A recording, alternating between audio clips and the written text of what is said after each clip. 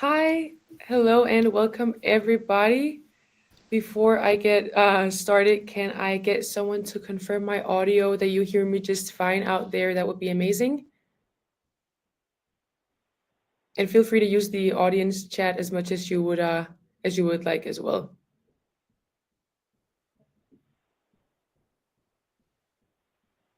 Can everyone hear me just fine? Perfect. Now I can. Thank you. So before we get started with today's webinar, we have quite a few registrants today. So feel free to let us know where you're joining in from. I can see a lot of people writing. That's really, really nice. Let us know which country you're representing. That's always great for us. We're very curious to see where you guys are checking in from.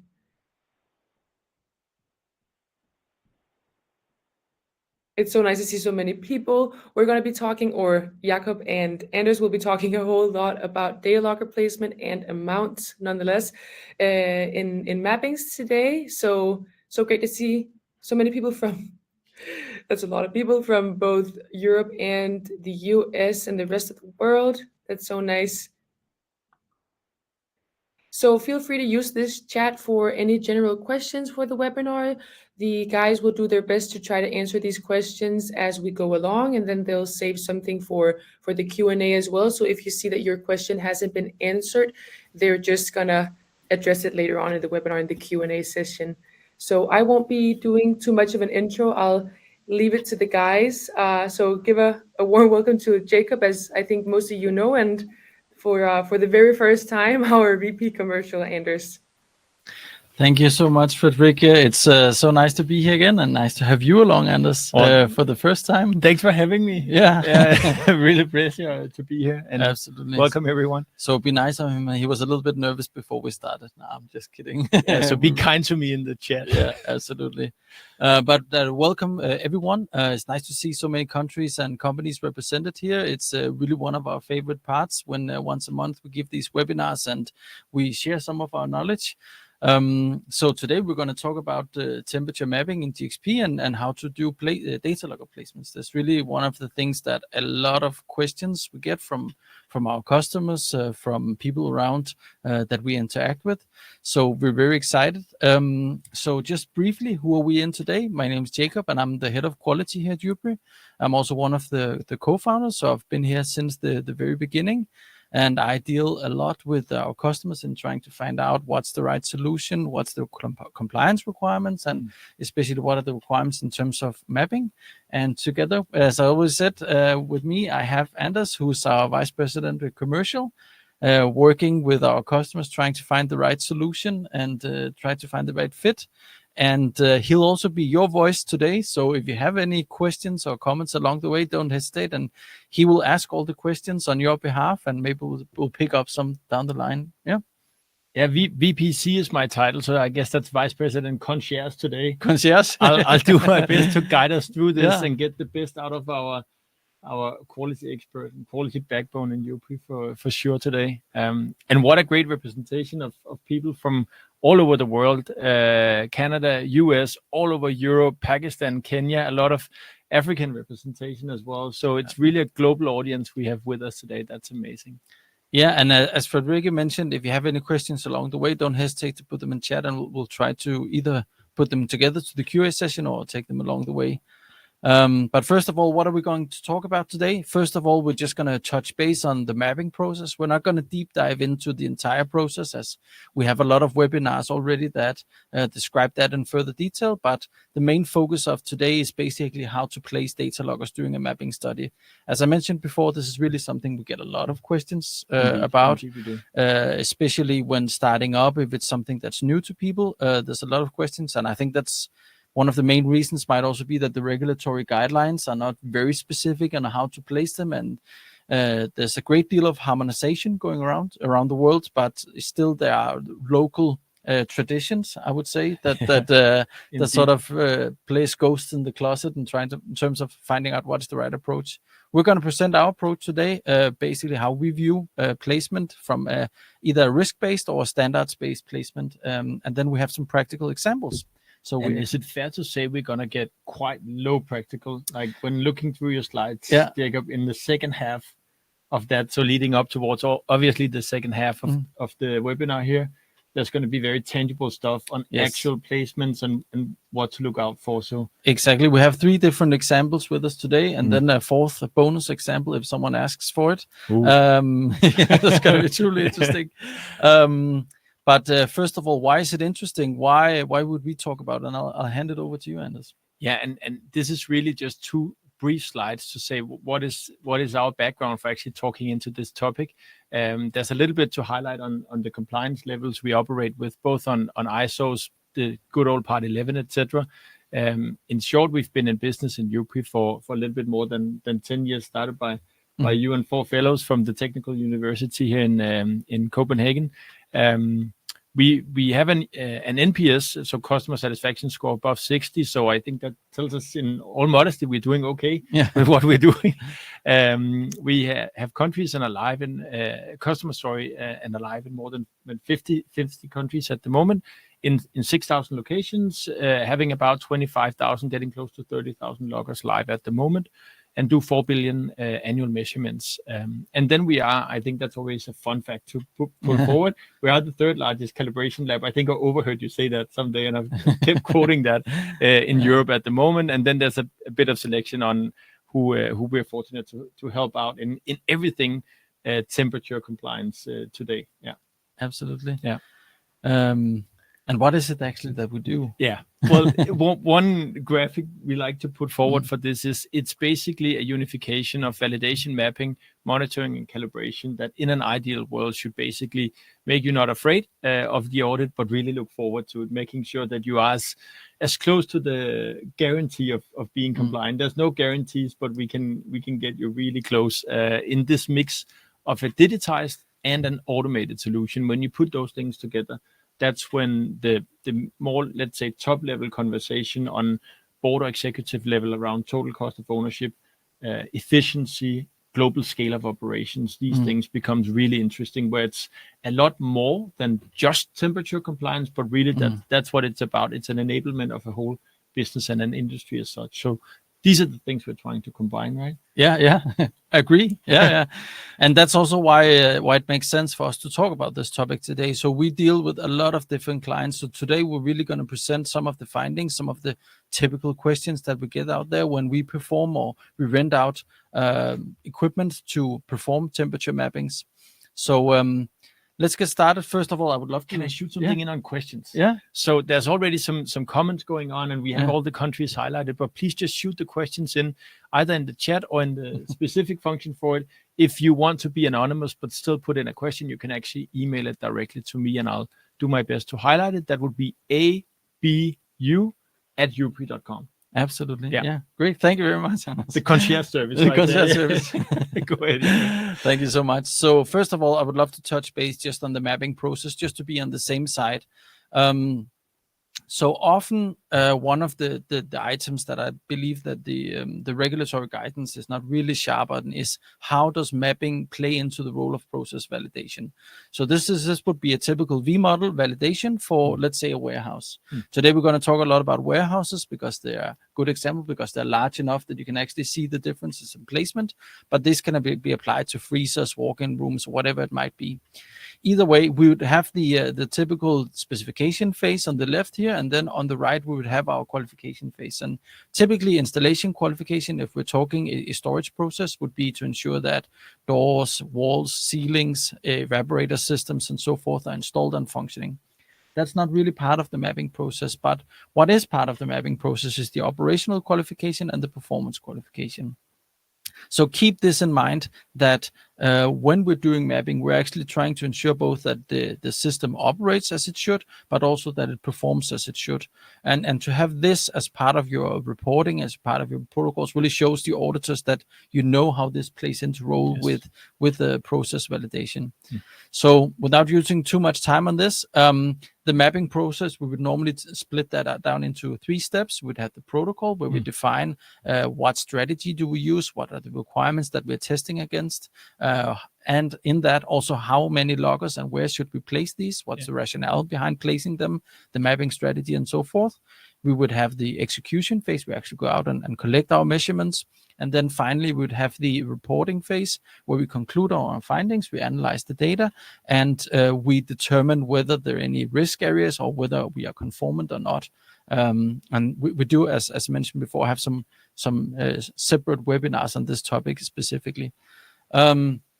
So now that we are very quickly on the same page, first of all, one of the questions we often get, or one of the items that we see where people tend to go off slightly, is where should be mapped.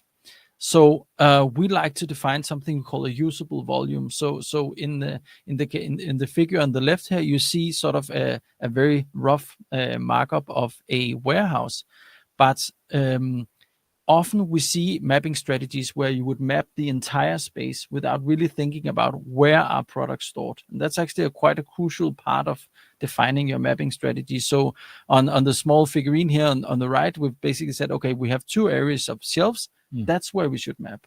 So we shouldn't try to map areas that are not used. And we'll see in the example that we might actually extend our perception of where to map just a little bit here. But remember that whenever we're placing a data logger, we should think about, are we storing or temporarily storing sensitive assets in that position? Because you would often get a lot more data than you would like, and you would also get data that might be non-conformant because you're mapping areas that are not really of interest. So having a good definition of where are products stored, either in transit or longer term, should be part of your mapping protocol. That really gives a good indication to the auditor that you know your process, you know how you plan to use the facility. And then maybe let me do the first stupid question today. So in this exact drawing we're looking at now, Jakob, there's an open space not marked. How would we then treat that in our mapping process here in protocol? And that's a great question. And that's actually one of the first things we'll go through with our examples, is basically defining, do we have any storage there, or are we just moving goods there for a very short period of time? But the key point here is we should know which areas we're storing in. And if we're just transitioning goods, well, we should have a good risk analysis stating, well, it's only going to be for a very short period of time, and taking the thermal mass into account, it's not important, so forth. But a great question, and we'll go way more into detail with this example. So I'm very happy you asked that question, because that's not actually what even planned. And I can say we're getting questions regarding is it being recorded and will it be available afterwards, and it absolutely will be available on demand, and we'll follow up to you who registered with the direct link as well. Jakob, you just made a reference to previous webinars. Those are available at eupry.com/webinar. You can go into a very popular one on continuous mapping. There was a bridge to this one. Where do I place my loggers? And then once they're there, they can stay for a while. That's a very interesting and very hot topic at the moment. That's being, I can say from the front lines, being discussed a lot out there. There's a lot happening in this space. And the other question was, will we share the slides? And we will share the slides as well. Yeah, great. Thank you. So first of all, there are basically two major methodologies in terms of how to place data loggers. They're the ones that are based primarily on the standards, where there's a lot of rules of thumb. So basically giving some guidance as to where should you place it. And then there's the other approach, which is really a risk-based approach. But my point today is really going to be that if you follow a risk-based approach, you'll not only fulfill the standards and the guidelines, but you'll also add in some more efficiency, and you'll also have a lot more confidence with the auditors, because you know what your risks are that those standards were built on. So first of all, the typical standards that we would look towards in terms of finding out where to place sensor loggers, data loggers, would be WHO's guideline. So supplement 8 from the technical report series. You can Google WHO mapping guidelines, and it's quite easy to find. It's free. That gives a very brief introduction on how to place data loggers, what mapping strategies to use, and so forth. But we would also recommend buying the Good Practice Guide from ISP, which is a very good guideline on controlled temperature chambers. So not only does that deal with the commissioning and qualification of temperature chambers, but also with mapping and monitoring. So it gives a very nice introduction to the entire process from mapping or installation and qualification to mapping and afterwards monitoring. So what is really important, if you really want to nerd into it, is basically that both of these, we do, right? we actually want to do, is that those two, in terms of logger placement, are actually mostly based on a French standard, which is FDX 15-140. You can try to Google that. It's basically the entire idea behind how many loggers you should place and where to place them from not a risk-based perspective, but So if you really want to dig into it, I would suggest to go reading that.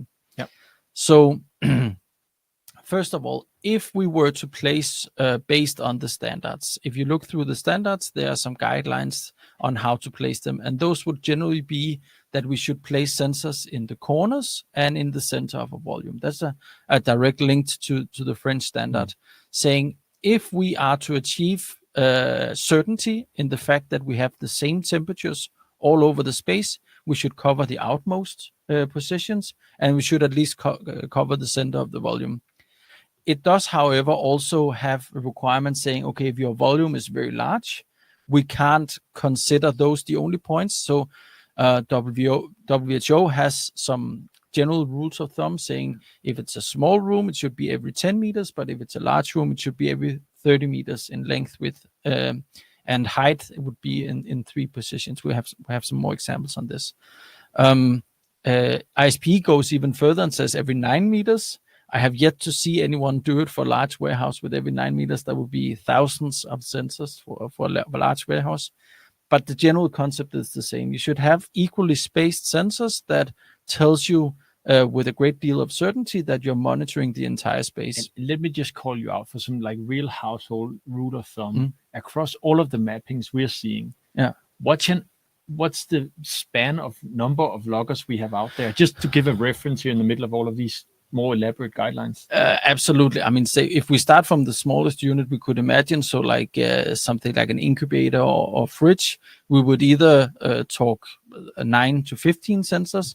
But if we go up to very large warehouses, we could be near 1,000 sensors in the same study. And often you would split it up into different studies, but it's approaching 1,000 sensors. Sure. That was just to give a little bit of an interval to lean up against before we get into the more nitty-gritty. Absolutely. And I have some questions to the open spaces, I can say. Warehouses already. But so there's already a great question from David Eli. Hello, David. You mentioning this regarding whether you have areas that are used for transit, and that's actually what we're going to touch base on when we get to our example. So thank you for bringing that up. The other rules of thumb that often come from the standards is that you should place close to doors, air supply, and temperature controlling equipment in general. So that would often be to mitigate the risk that if you have a door that either due to it being open, it would bring in hot or cold air, depending on on your definition of the right temperature, but also through seals and gates. And you could also have close to light sources that could generate heat, or any type of equipment or technical installation that would bring in either cold or hot air, depending on what your requirements are. Yeah. Any variable, really, right? Yeah, any variables, exactly that. And that's one of the key points that we're going to discuss today, is that these are based on risk identification. So they've done the risk identification for you, but my point today is basically going to be do that risk identification on your own. Then you'll be way more equipped to identifying which ones are relevant and which ones are not. Okay, we'll come back to that. We'll come back to that. So again, heat generating equipment that can not only be installations that generate heat, like chargers or something, could also be radiators, which are used to control the temperature. And then lastly, of course, external influences. So you need to take into account, do you have any sort of external influences? Those could be light, those could be sun-facing sides, those could be other rooms with different temperature ranges than the one you're actually trying to monitor. And just to have a small picture here from the French standard. So this is the general concept, that we want to monitor in the corners and in the center, and then somewhere in between those as well. And just to give you an idea of what it looks from the ISPE guidelines, these are the specific guidelines that they give. Where could you place different types of sensors in different types of locations? And they even include the rationale. So my point here is saying, okay, these guidelines have already provided a rationale, which could be translated into a risk assessment, right? There's a potential area for temperature extremes. Well, that's a risk. So my point here today is going to say, okay, rather than just using the guidelines as they are, translate those into a risk-based placement. And I guarantee you it will almost always fulfill the requirements from the guidelines. So a great example from how we have translated this risk-based approach based on the guidelines is saying, for example, the general recommendations are, there are some placement recommendations. Those are based on a risk that you might have inhomogeneities, instabilities, or certain risk zones. So as an example, well, if you, rather than just saying we need to place close to a door, you say, okay, there's a risk that close to a door, there might be non-conforming temperatures. Well, then you place a sensor there. It gives you almost the same position, but it shows the auditor that you have identified your own risks, you know your own process and so forth. And the same goes with summer and winter mapping. A lot of our customers say, do I need to perform summer and winter mapping? I've read in the standards that I do. And we would ask the question back saying, is it a risk? Is it a risk that the outside air temperature might go from -20 to +30 degrees? Well, it might be okay. There you have your rationale right there. There's no need to look further in the standards and guidelines than to do your own risk assessment. And in the same way, power failure studies, are they? So let me just put you out there, Jakob, because summer and winter mapping, frequent question. And I'm kind of hearing an answer between the lines, but I love the simplicity and sometimes also clarity here. Yeah. So I'm kind of hearing you saying we don't need both. We can do one and then do a proper risk-based approach to that. My point is that if you look at what your circumstances are and risk assess that, you will most likely get to a conclusion where you do need seasonal mappings, summer and winter. But there are companies that are, let's say you have a room that's inside another room, which is temperature controlled. Well, you don't need to perform summer and winter mapping if you do your risk assessment and your conclusion is that, well, the surrounding temperatures do not change because you already have climate control in there. So rather than trying to read between the lines in the standards and guidelines, we could apply the same mindset that they had when they wrote the standards and say, is that a risk? Yes or no? Then you would need it or not need it. Yeah. So just like for TCU, a temperature control unit, you don't do summer winter mappings because it's in a protected shell of the building. That's kind of the same we can say for a cool room with inside. Exactly. A warehouse, that would be the same, right? Exactly. Yeah. So if you had a large warehouse which has walls connected to the outside, well, most likely most parts of the world, you would need a summer and winter. But the same thing you can apply for power failure studies and for door opening studies. I want to get into too much detail today, but it's the same methodology that we're going to apply in terms of how to place your data loggers. So we have developed a framework that we work with in Eupry when defining data logger placements, and those are basically, we look at the risk from 3 different perspectives. We look at compliance risk. Compliance risk would basically be if we placed our sensors and that was in violation or did not follow strictly the ones from the WHO or ISP guidelines. That's a risk, right? We might have an auditor says, well, you did not follow the recommendations of the standards. And you could often mitigate that risk with good risk analysis and good risk assessments. So, but it's still a risk that should be taken into account. The second part is the technical risk. So any installations or technical installations that could interfere with the stability and the homogeneity of the temperatures, or whether they're within limits, is a risk. Forklift chargers, doors, gates, windows, lights, all types of equipment that either generate heat or cold could basically be a technical risk, and that needs to be taken into account. Another technical risk is also that the temperature is not the same throughout the space. And that leads us towards, well, we need to monitor the corners, the center, and somewhere in between. Yeah. So using the same approach, we get to almost the same conclusions. And the last part, also going back to your point earlier, David Eli, is operational risk, right? Where do we store different goods and for how long, and how certain are we that that's the case? We quality people like to write a great standard operating procedure saying you'll do this and you'll take the goods and immediately transfer them to there, and then everything is fine from the desk. But in reality, you might have goods that are stored in places you didn't think of or was not in the SOP. And you have to be honest with yourself, because you will certainly end up in a scenario where an auditor comes by or customer comes by and sees a pallet and say, oh, it's placed in a certain area. Is that mapped? So you need to be honest with yourself. Have we mapped out all the different operational risk? It can also be door openings from personnel entering and leaving areas, but it can also be used in another way that we'll see an example today. For a case we often see is that sensors are suggested to be placed close to emergency doors. And our point being, well, if it's an emergency door and it's only opened in the case of fire, is it really relevant to monitor for that door being opened from time to time? I guess if you need to open that often, temperature homogeneities are not your main problem, right? Well, then it depends, like, what's the emergency? For some, the emergency is a smoking break, and for others, it's an actual emergency, right? So exactly. It depends again on the real life scenario. Exactly. So all those different things come into play, and also are the temperature goods, are they thermally equilibrated? What you put down to the temperature they need to be, or are they hot, or are they cold when they enter? So again, when we look at what kind of risk is it that we're looking for, and we're going to use this great example of a little play warehouse here, we have a risk of homogeneity and stability risk, right? That means that we need to cover the corners and the center of the volume. Length, width, and height needs to have a certain spacing, and often we would use the standards as a guideline as to how far between. We have technical risks, doors and gates, not in the case of an operational risk, but where people open the door intentionally, but over time, often doors and gates will have ingress because the seals, they go out of order, they might get old, so you might have an ingress of temperature. The thermal protection might not be as well as it used to be.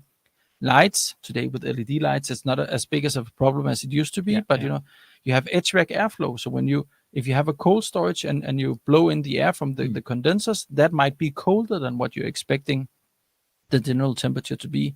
Heat generating equipment, we have some nice forklift chargers, as you see down here in our image here. External influences, as already mentioned. And then lastly, operational risk, doors and gates, how are they being opened, how are people entering and leaving, and also these temporary placement zones. Jakob, maybe being the concierge here and thinking a little bit ahead, I'm seeing length, width, and height, and we're talking about the standards we're leaning up against.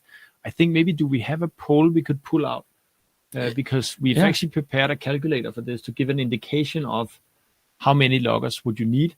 Not exact placements, but just to give you an indication based off of these things. And I think maybe we can turn on the poll now just to see if that has any interest. We can just include the data logger calculator in the follow-up from the webinar to all of you.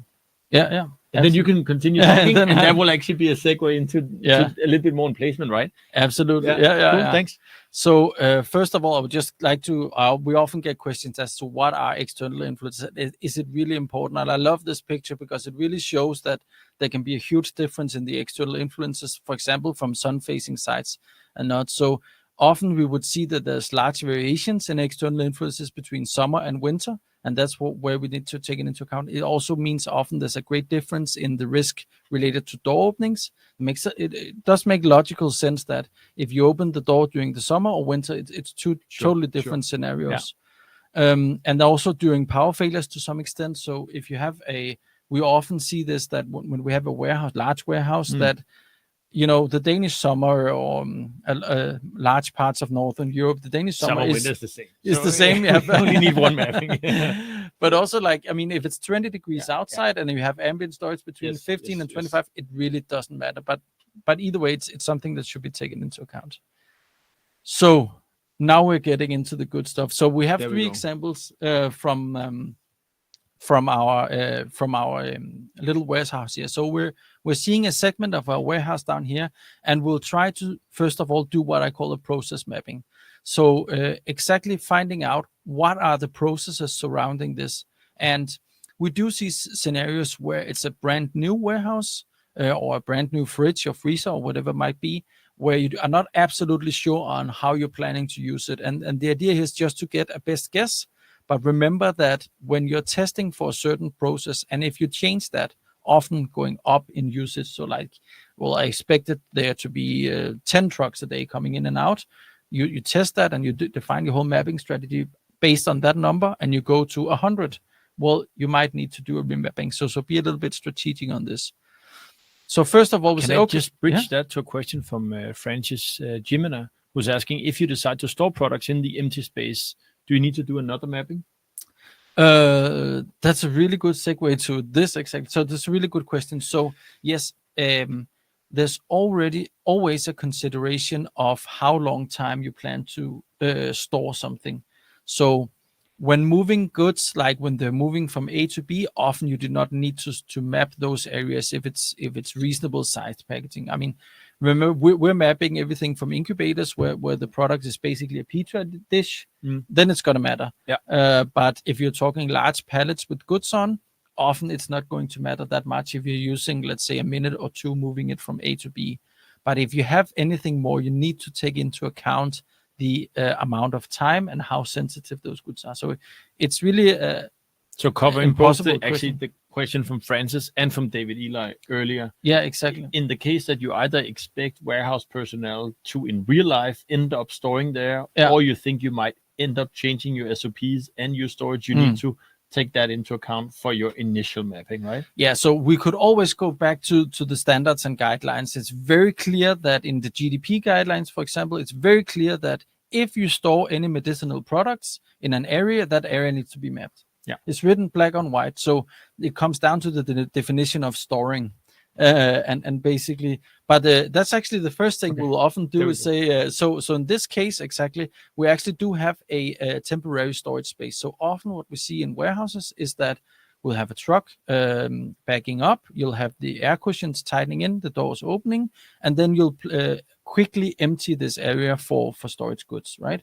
So you have an area there where you could easily expect goods to be stored for several hours. So that would be a first part of process mapping. What are the goods going in and out? Secondly, where are they taken from there? So at what temperature? So in this case, we have a smaller room that can maybe be a drug room or something like that. So we would have some going in and out, and that already gives us clues to, okay, we have a process, we have a movage here, but we also have some door openings, and we try to get an idea of how much would open this.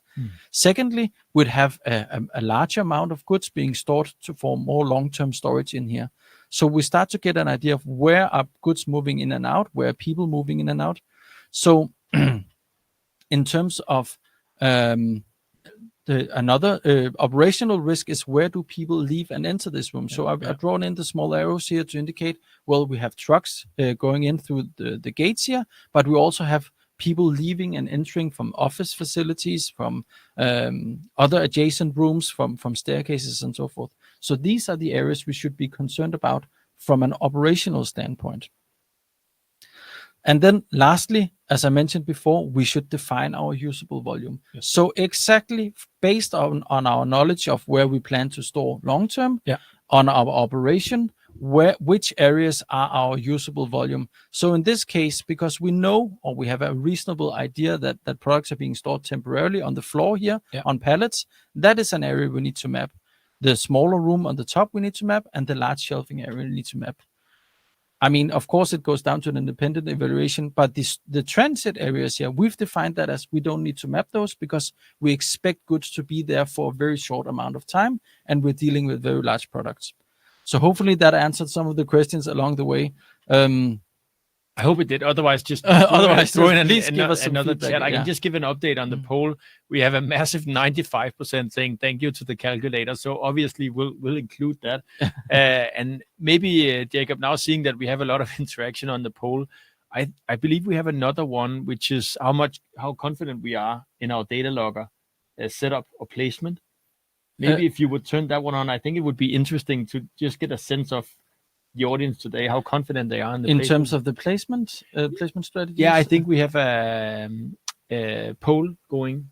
Oh yeah. Prepared. Oh yeah, now I get that. Yeah, so that one exactly. So how confident are you in your current data logger placement strategy? I think that would be interesting to just inform from a more quantitative perspective what you're about to go through. Yeah, exactly. And then lastly, we would identify the technical risks. So I've indicated those in a red color here. So the classical technical risks are blowout air from the HVAC system in different areas, but it could also be the forklift chargers. That's one of the classical cases of a risk that's not been identified, because when you start up your mapping, you set up your sensors, that's during the daytime. The forklifts are driving around. They're not charging. And then at the end of the day, when we've gone home, because we're comfortable quality engineers, we go home at the end of the day at 4:00, and then suddenly we see excursions, and we have like. And is that because we rely too much on the OQ and too little on the PQ? No, that's basically because when you're there, you don't see the issue. But what happens at 4:00 when everyone goes home? They put the forklifts in the chargers, all the equipment in charge, and starts generating heats in areas we didn't expect.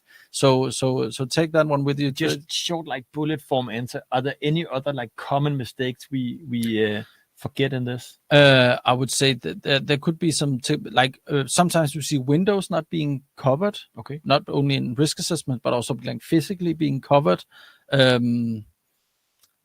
Hydraulic equipment is also something that it's very much dependent on the system running for a long time. Hydraulic lines tend to get warmer, and also in that sense they tend to sort of have a larger impact on the heat distribution. Either way, so moving on to some examples, we'll start with two simple examples where we'll sort of briefly go through the strategies, and then the last one will go deep into the exact rationales for each logger. So first of all, if we look at the top room we have here from our small example, shelving along two walls and a single shelf along the end wall and an HVAC system. The typical strategy would be to start with saying, okay, we need the corners and the center covered. And that can always be difficult when you have something outside the walls, because the center of this area, there's nothing there. If you were to draw the usable volume, the spaces in between the shelves are not necessarily relevant if you don't store any goods, of course. So often we would start by saying, okay, let's have the corners and the middle covered, if that were possible. From there, I would say, okay, well, at the front of the shelves, that's as close to the center we can get while still being near a product. And then, sorry, I forgot here. And then lastly, we would do an examination of, well, we have a risk with the HVAC system. Could we move the top sensor down so that we get in the airstream? But that's always a consideration on site, and we'll get into details on why it's so important to put those rationales in. Yes. So this is a very basic setup for a single shelving system in a smaller room. You can add more or something. We'll go into more detail with the next ones here. So taking into consideration these intermediate storage areas, those are always quite simple, because normally you wouldn't stack pallets. You would have a single layer of pallets, and that means that our strategy would be quite simple. putting sensors in the corners and in the middle of the volume. It doesn't get any more simple than this. But with this shape, which is typically rectangular, you can really see that we're trying to cover the corners and the center. And typically as well, you would cover at the lowest and the highest position. When you're talking a pallet height, which is 1.6 meters, 1.4 meters plus the pallet, you're typically not at the range where you need like 3 heights. So typically at the bottom, so in this setup, we would use 10 sensors to place in this area. So 5 low, 5 high. 5 low, that's 10, 20, 10 to 20. That's a really good question, because again, think about what is the usable volume. If a pallet is 20 centimeters tall, 15 or 20 centimeters tall, well, that's going to be the lowest position that a sensitive product is ever going to experience. So often what we would actually often do in practical terms is we would set out pallets at the positions. It also gives a nice visual indication of the area that you've taken. Put one on directly on the pallet, and then either put a cardboard box or another thing to get it up to the top position that a product would experience. Okay, and then you said something interesting here, which was we'll use 2 heights. We're not triggering the third. And I've been on site for some of these mappings where we were in forklifts putting up towards 12 meters height, right? Yeah, exactly. But what is the trigger to get the third one? Just give us an indication here. So the WHO guidelines are quite clear that you should have 3 positions up until you get to 6 meters or 6 point something meters. And for there, it should be every 3.6 meters. Okay. So, and the ISP guidelines are sort of... but when do you go from 2 to 3, sorry? That's a really good question. I mean, typically we would say anything that's more than 3 meters tall, you would need a third sensor. But often what you can do as well is to say, well, the middle sensor could be, instead of having that at the top position and bottom position, maybe we should have at the middle position, or one of the corners we should have in the position. From a practical standpoint, it really doesn't, in our experience, doesn't really make that much of sense. Difference. So now we've expanded a little bit on our large shelving area, and this is one of the things we've gotten the most questions for. I'll just close this poll here, and we'll get back to it in just a short while. So again, we've identified our risk areas, right? We have risks related to the blowout air, and we have these forklift charges. That's of course overly simplified, but for the sake of this, let's go with this. So the first thing we would do is, of course, again, the strategy now explained in more detail. First of all, we would do what we call grid placements. So that's in the corner and the center of the volume, and some in the length and the width. We would go through our risks, and we would make some smaller corrections. So now I'm just trying to get you through my head, view this thing through my head. I'll try to talk through it. So first of all, the grid placements. We would start out by placing at the corners and at the center of the volume. Very simply. And also back to your question, how many heights and so forth, I would actually advise on doing that as the last thing, and I hope it will make a little more sense when we go through it. So secondly, well, we came from a position where we had the 4 corners and the 1 sensor. Of course, we don't have dimensions on this drawing, but basically, if we're under the assumption, well, there's a little bit too far between these different sensors, so we would need to place additional sensors between there, because there's more than 30 meters between those. So now we have a good evenly distributed grid space here. So secondly, we would look at the risks. Okay, what are the risks in this floor plan? So the blowout air, of course, is a risk. So we would place a sensor close to each of these blowout air here. We also have a risk here from the door. It's maybe a little bit exaggerated since it's a very small door, but either way, we would place a sensor close to that. And we would also look at the risk from our forklift charging station here. So we noticed we have already placed a sensor there. Going through there's a great question here from Frank, actually. Thank you very much. It says, if you have a 10 meters distance in length, it can also be in height. I even mapped 30-meter warehouses with only 3 levels. The intermediate lockers are never higher or lower than the high and low. And Frank, I totally agree with you. When we say that it should be every 3.6 meter, that's basically what the ISP and the WHO guidelines mandate. In most cases where we would actually have way further between them, because as you mentioned, in actual perspectives or in actual situation, it often really doesn't matter. You can see from the data there's no need to add additional loggers. So we would also always advocate using just a little bit less than what the standards do. But thank you very much for that input. And there's a few more questions that were Yeah. but I'll try and get back to those Yeah. later. You're not forgotten. You're not Just forgotten. trying to not destroy the flow too Yeah, much, Jakob. absolutely. Thank you. So the next thing we would often do is start to think about, okay, how many loggers in each position should we have? And I've indicated that with these numbers here. So we see on the outsides, we would have in 3 different layers. At the risk zones, we would probably only have a single sensor because, again, what is it that's our risk? The risk is that the air coming out of the condenser is too cold or too hot, in whatever case it might be. So often we would put in that rationale, and when placing the sensor, we would say, what is the first position where we would store product, where the air hits the usable volume, and we would place a sensor there. Yeah. And then really we'd go into the different corrections. So first of all, one strategy, if you look at the bottom here, I'll try to cycle forth and back between those two, is saying, okay, we have 3 sensors on top of each other. We could actually say, well, the first position, we could move the one position slightly to the right and one slightly to the left. The furthest left position, we could have the bottom, the middle position at the middle height, and the far right position at the height, at the top height. The vertical, the horizontal distance is not going to matter that much, but because we have it spread out more, we'll have more area covered. So actually using the same amount of sensors, we could actually cover a larger area.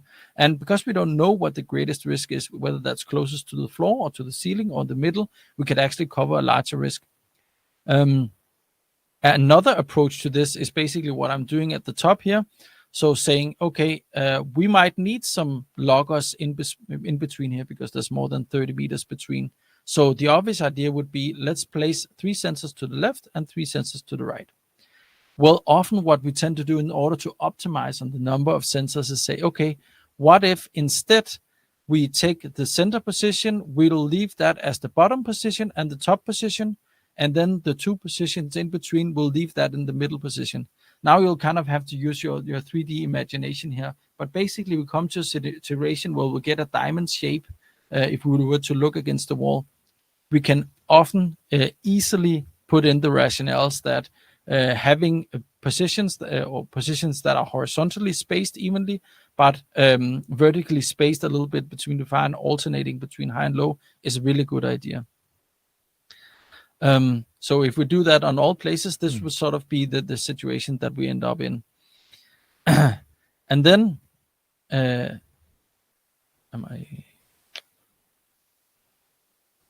Yes. So often what we do in terms of saying, okay, now we take a look at the position here, there tends to be, and that's where experience comes into play, there tends to be areas that we are not really monitoring. There tends to be corners where we might not have sufficient monitoring. So this position here, all the way to the right, might be a good idea. It's hidden a little bit behind our heads here, I'm sorry. Could be a good position. Another position could be here all the way on the right, saying, okay, if the 2 on top of that could be top and bottom, the number 1 here could be in the middle position. That way you want to cover sort of most of the areas and try to find the areas of interest. And this position here as well, you want to see, okay, are there some holes in where you're monitoring? And often we'll go through the strategy saying, okay, we don't have anything in the middle of the shelves in sort of the lengthwise. That might be a risk that we're only measuring at the corners. And that really has to do with how your shelving is set up and so forth. Yeah. But in generally, just a few loggers here and there actually give a really good indication as, okay, at the corners it's fine, at the centers of the shelves it's fine. That means that we're ending up with a scenario that looks something like this.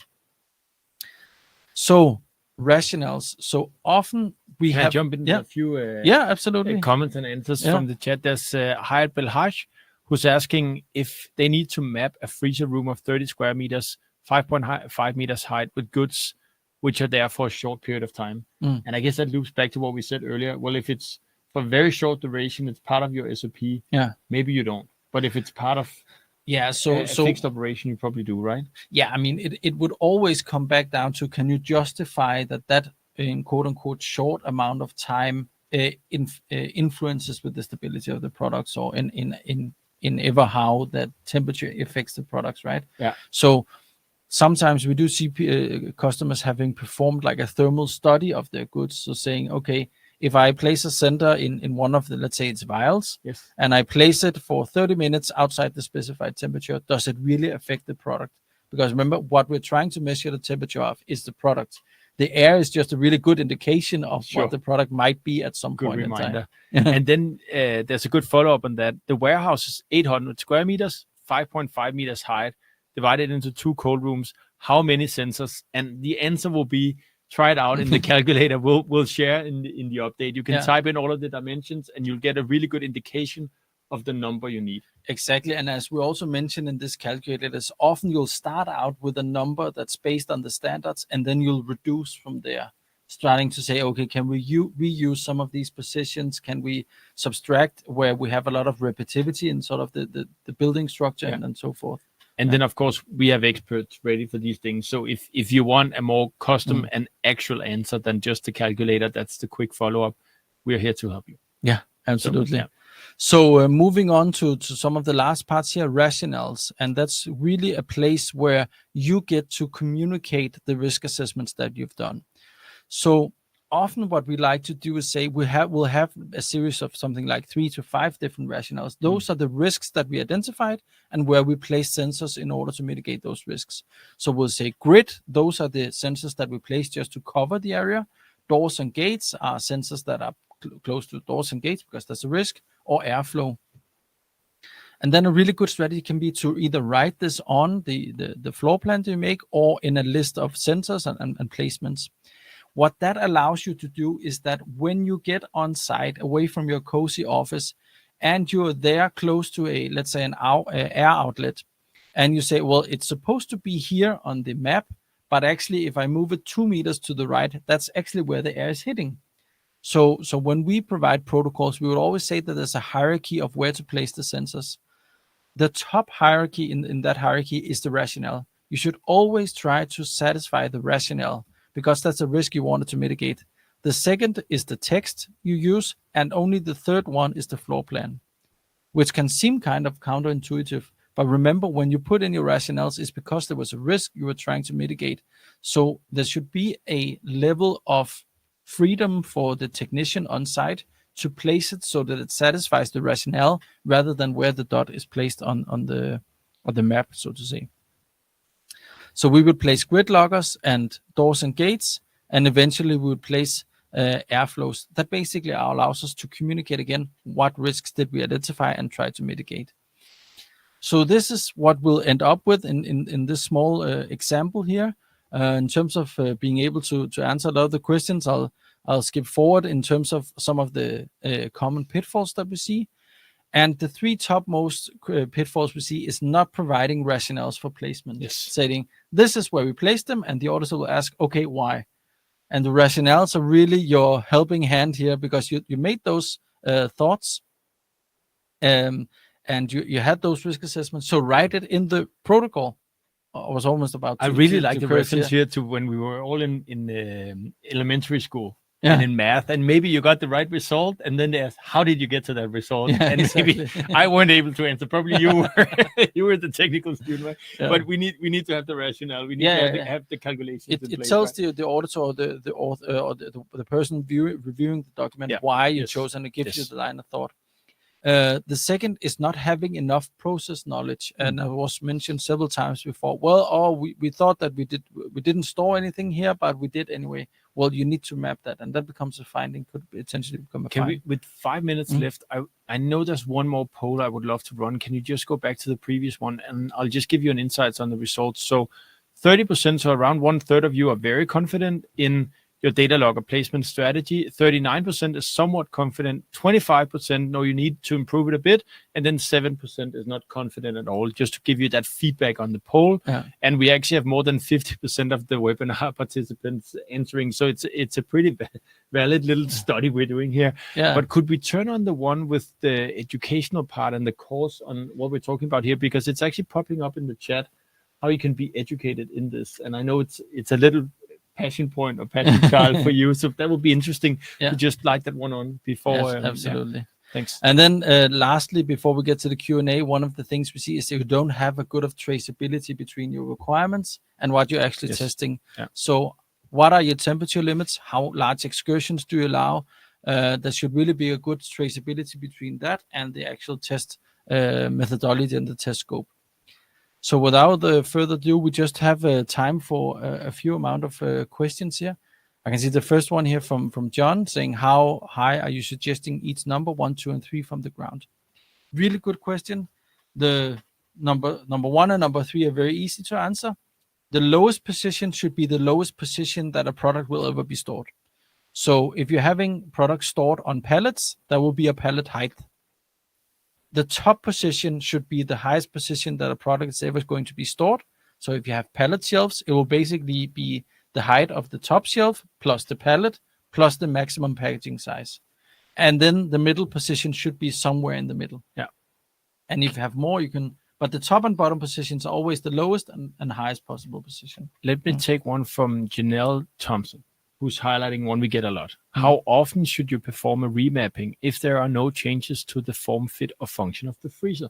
Yes, really Or good. space, right? Or Yeah. space, Yeah. really good question. So the guidelines are very clear in the fact that you need to perform a view of and you've almost answered half of the question yourself.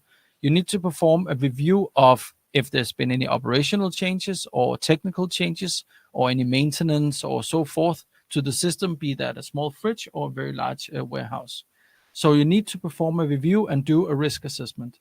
What we advise on as well is to remember that a remapping does not have to be with all the same sensors. You could either, come to the conclusion that you don't need a remapping and extend the period between mapping.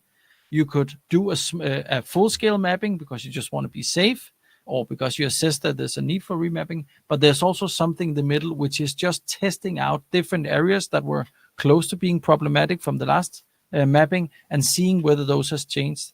And also going through the data for the last year or so is very relevant. So we always advise at least once a year, do a review of the changes, the performance of the unit and so forth, and then assess.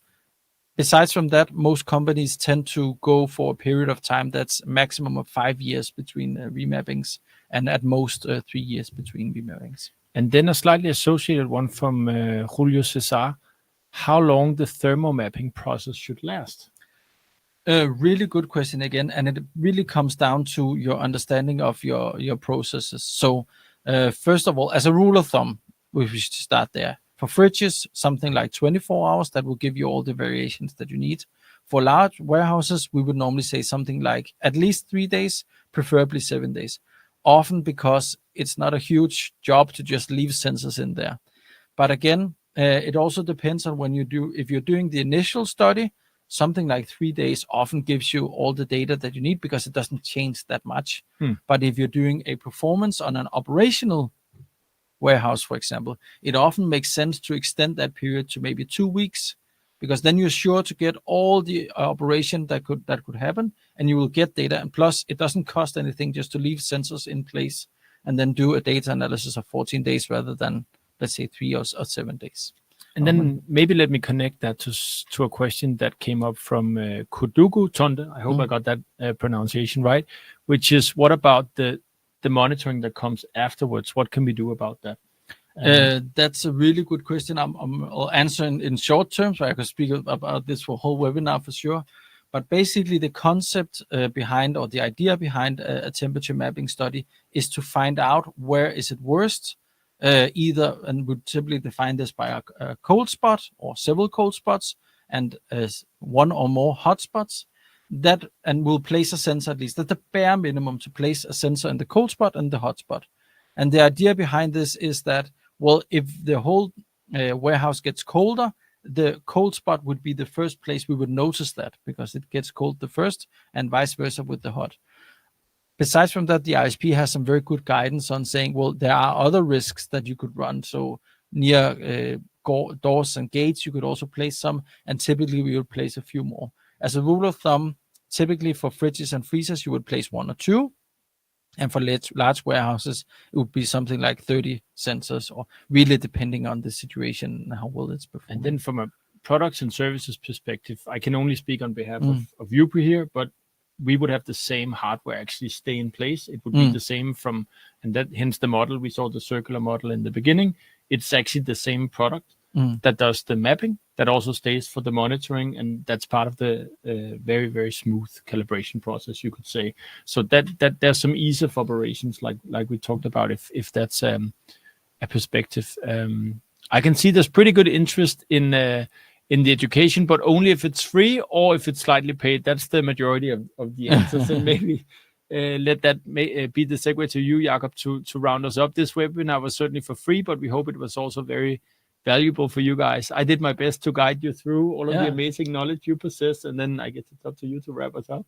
Yeah, absolutely. So thank you very much today, and thank you for all the great questions. I love it when we don't have time to answer anything, but be sure to tune in our next webinars, and we'll definitely take your questions and use this as inspiration for the upcoming webinars. And as always, we won't leave any answers, questions unanswered. We'll get back to you after the webinar, of course. There's some really deep ones we would love to get into and nerd out with you. So, absolutely. Yeah. So thank you very much, and have a great rest of the day. Bye. Bye.